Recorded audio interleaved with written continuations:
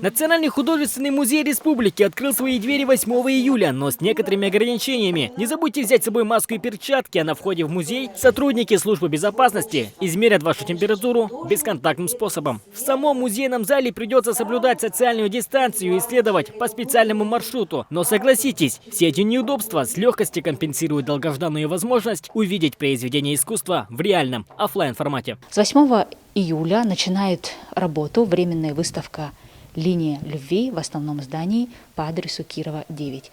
А также 16 июля возобновляют свою деятельность экспозиционные залы в основном здании музея по адресу Кирова, 9 и наши филиалы, находящиеся в городе Якутске. Это картинная галерея академика Афанасия Осипова по адресу Хабарова, 27 и выставочный зал по адресу Кирова, 12, второй этаж. Экскурсии будут проводить только для организованных групп численностью не более 5 человек по предварительной записи. Другие форматы массовых мероприятий и групповых посещений на данный момент запрещаются.